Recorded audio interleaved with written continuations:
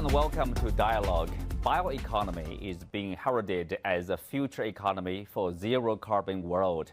And the concept is attracting global attention because of growing challenges in food, energy, and the environment. China has mapped out measures to develop bioeconomy in its 14th five-year plan. So what is it? And how will it help solve the problems the world faces today? And what are the challenges for transition to a bioeconomy? To find out, I'm joined today by Professor Hu Naijun from the School of Public Policy and Management of the University of Chinese Academy of Sciences and Professor John Gong from University of International Business and Economics, and Dr. Yao Shujie, Chang Kong Professor of Economics at Chongqing University. That's our topic. I'm Xu Qinduo.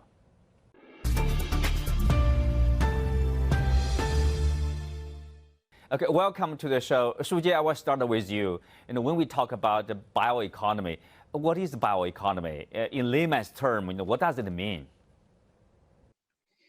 Well, bioeconomy is probably not a new concept because we have lots of things about bioeconomy in the past. But why we raise it as an important issue is because over the last few decades, during the urbanization and also industrialization, we have depends on too much on chemical economy, such as chemical products, which are mainly derived from fossil fuels. And these things have created lots of pollution, not only damage to the environment, but also damage to human health. So nowadays we talk about biotechnology for two things. First of all, it is in sharp contrast to the chemical economy that we have been used to it. And secondly, to reduce our dependency on those chemical products. And we rely on the natural circulation of natural elements so the human being can create more productivity and depend less on pollution to create a better environment for better health. Mm-hmm. Well, Naijun, clearly it shows like if there's one feature about the bioeconomy, it seems to be it touches upon all this advanced technology, high technology sector. Either it is in the vaccine, treatment vaccine, or the healthcare sector, or the agriculture. It's all about the high tech. Oh yes. In my opinion, I think the bioeconomy is something related to the economy with biological technologies. Because as we all know that China is transitioning from the past model, from the labor investment to right now our high-tech technology investment, et cetera. So I think we should make it in mind that 1/3 of the enterprises listed in the Science and Technology Innovation Board in Beijing is related to biotechnology companies. That is why, in my opinion, I think through this transition, China's from the government to the society, to the capital, to the common people are all paying attention to the biological economy and technology. Mm-hmm. Well, Shujie, back to you here, from developing therapeutic vaccines to biotechnology breeding. China's new development plan defines 2021-2025 as an important window of opportunity for this sector. So where is China now in bioeconomy? The bioeconomy is actually very inclusive and comprehensive to every activity that human being is involved. As you just mentioned, biotechnology could be include the pharmaceutical medicine area, which is created particularly to improve human health. And the second area is agriculture. In particular, agriculture, I think we have a very strong feeling of how biotechnology have helped the Chinese people to conquer the hunger problem. Because we have over 1.4 billion people, and we have very limited amount of land, agricultural land. So the biotechnology actually helped the Chinese people significantly, and without that, I think we will have a significant, food security issue. And the third area is the environment. As I say, our technology could be, broadly divided into two different paths. One path is biotechnological driven. The other path is actually driven by the chemical industries. And in agriculture in particular, I think in every aspect of agricultural production, we would on these two paths alternatively. And it's now that we, in the next 4 years, I think the central government, the regional government, they would have to pay more and more attention to the biotechnology. In particular, the COVID-19, which have significant challenges on people's health and safety. We're talking about the vaccination, we're talking about the Chinese traditional medicine and also the Western medicine, how you balanced the doses to help people increase their health condition and combat the contagion of the COVID-19 diseases. So this is very comprehensive, and without those technology, for example, like acid testing, the concept, combination of Chinese traditional medicine with Western medicine for the people who become very sick. These actually are very closely related to the biotechnology. And the more we invest in biotechnology, the more we feel more secure and safe. Mm-hmm. Najin, so obviously, like a health sector will be one of the focus. So what are the other focuses for this time period, say from 2022 this year to 2025? Well, I also see the 5 years plan about the bioeconomy. And I'm also interested in the gene sector, such as gene editing and gene detection, especially on the genes of next generations energetic diseases. I think right now in China, a lot of people are focusing on the fertility rate. For example, our fertility rate is decreasing for the last decade. And the people right now is beginning to pay more attention to have more children. But as a matter of fact, because of the lower fertility rate, we cannot have more children in a single family. That is to say, if we want to have our next generation's competition, it is not a competition of number, but a competition of quality. That is why a lot of parents or parents-to-be are paying attention to the generic diseases, especially relating to the father and the mother's genes. So I think the gene sector, especially on the gene editing and the gene, especially relating to next generation's health, is also the people's focus. Mm-hmm. We'll talk more about that probably in those sectors. But John, if you look at the 5-year plan for China here, it's a focus regionally. In terms of the regions, you can see there's a focus on Beijing, Tianjin, Hebei region, and then Yangtze River Delta focusing surrounding Shanghai. And then you have the Great Bay Area, Guangdong, Hong Kong, and Macau. So why are those areas, including Chengdu and Chongqing, actually the Twin City Economic Circle? So many of these regions are also special economic zones. So what are the strengths of these regions? This document from the NDRC is clearly one form of industrial policy, as we all know it. What it means is that it sets the goal, and there are also actions to be taken behind that, which usually means that there will be funding, for example, from the government. There will be all kinds of policy supports to enable the development of these industries.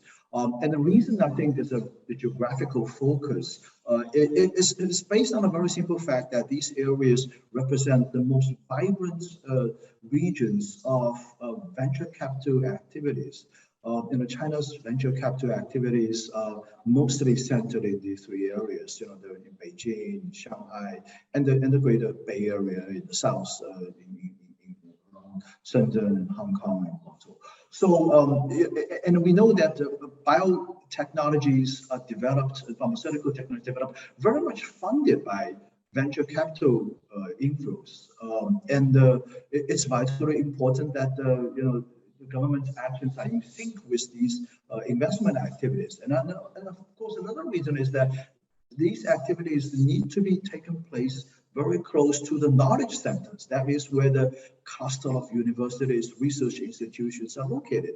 So, and clearly these areas are, are where these universities and institutions, research institutions are located. So I think, it's a very natural development that we need to spend the money where really counts. And these are the areas, the geographical areas that were most likely to produce the results, the innovations, the great inventions that we're expecting to do.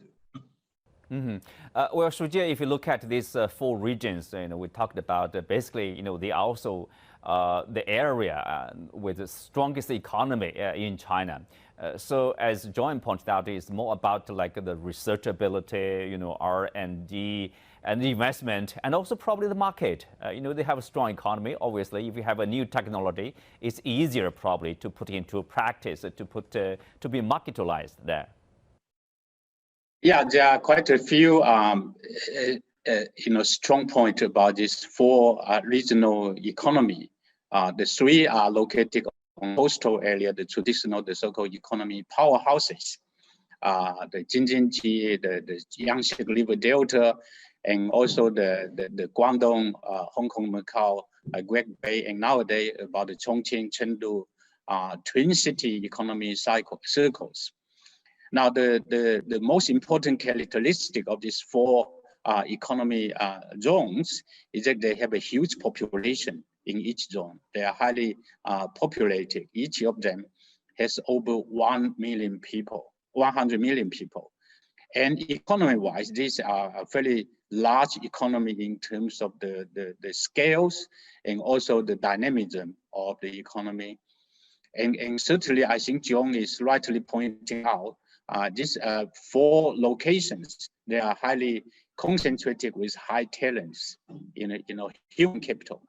Human capital is most important for the biotechnological innovation and also technological diffusion. The other thing, you require money. I think investment requires lots of capital. And these 4 reasons, they have a very strong financial base. They can provide the investment, driven biotechnological development and the infrastructure also. Not only the transportation, but also the academic network, the research community, not only the university, the research institutes, but also the big enterprises, the biotechnological enterprises, the Internet of Things and other things, the digital economy enterprises. Together, they have a very concerted platform for the development of biotechnology. In addition, I think biotechnology shouldn't be spread in the very backward area because they have no such conditions. So we have to exploit the economy of scale and exploit the economy of scope so that our investment can create cutting edge technologies that are desperately required for China to prepare the next stage of sustainable and high quality economic growth. Najun, the Chinese National Reform and National Development and Reform Commission, very important ministry, which maps out this 5-year plan, said that by 2025, in 3 or 4 years, we will see an evident increase in bioeconomy companies with annual revenue of over 10 billion yuan or $1.5 billion US. So what do you make of that kind of specific goals? Do you see the confidence, or are you confident that China will achieve that kind of specific targets? Well, I think from the market's point of view, or from the reality applications point of view, I'm confident about that. That is to say, as we have mentioned, that 1/3 of the enterprises listed in the Science and Technology Innovation Board in Beijing is related to biological technology companies. So I think from this point of view, I'm confident about this result. But what I want to say is that we still need to do further research, the fundamental research on biology. That is to say, we want to have our industrialization of our bioeconomy, but we cannot achieve a very sound development level without the foundation. That is to say, the foundation research. But right now, I think just as two distinguished guests have mentioned, we need human resources, we need technologies, basics, but I don't think we have enough research results. That is to say, we still need basic and fundamental research. It is not easy because fundamental research may not generate money or profits that quick. So I think we still need some long-term investment in the fundamental research in universities and in research centers, etc., etc. I think, like this, the crisis here, ongoing pandemic, somehow, is playing having this knock-on effect on China, a wake-up call, for the Chinese society, like, we see the gap between China and the more advanced economy. For example, like a vaccine, we focus on the traditional making method, traditional vaccine, and then you see like a mRNA developed by German and US company over there. So, I mean, that's a fair assessment. There's a gap over there, and then China somehow needs to speed up the investment and also, in particular, R&D, right? Yeah, I agree. I think there's still a significant gap between the Chinese pharmaceutical company and the Western pharmaceutical giants like Pfizer in the US and also AstraZeneca in the UK. But those companies, they have over many decades or even hundreds of years of development, and also they evolve from lots of merger and acquisition of different emerging companies to become a super giant. Now, China is different. I think China, the history of pharmaceutical company development, particularly based on the Western pharmaceutical recipe, is still relatively late. But if you look at the progress of the Chinese pharmaceutical company over the last 2 or 3 years, is very, striking.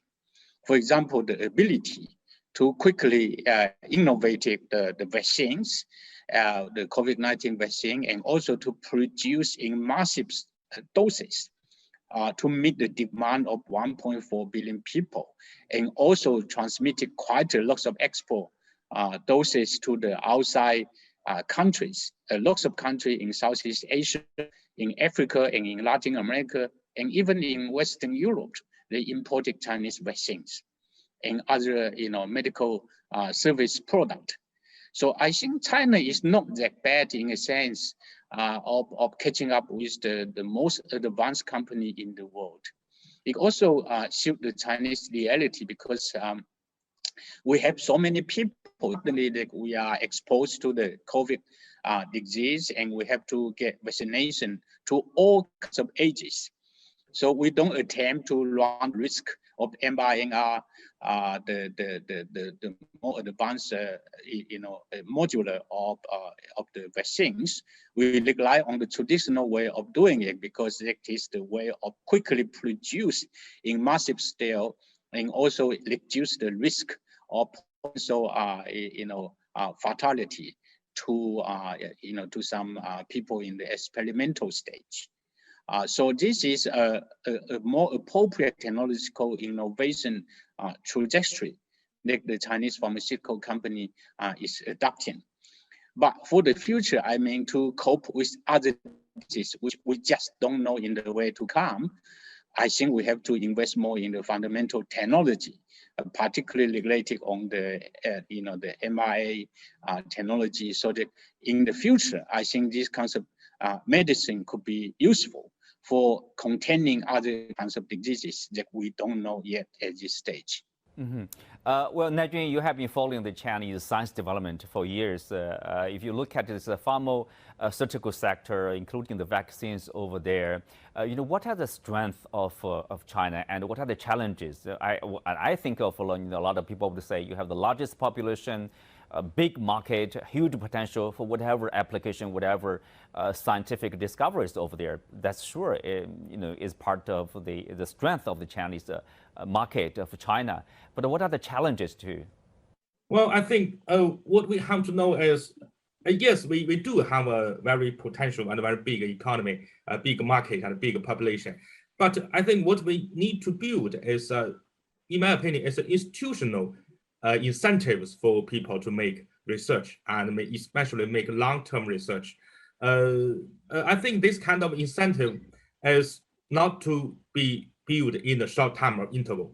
We need to build long-term incentive system and institutions. For example, right now in our universities, in our research centers, the income, the research investment, in my opinion, is not high enough. That is to say, especially during the COVID pandemic period, a lot of genetic technology companies have earned a lot of money and profits during, for example, vaccination, during the nucleic acid test, etc., etc. I think we still need very urgent systems and policies to make sure that they reinvest in research and studies back in universities or in research centers.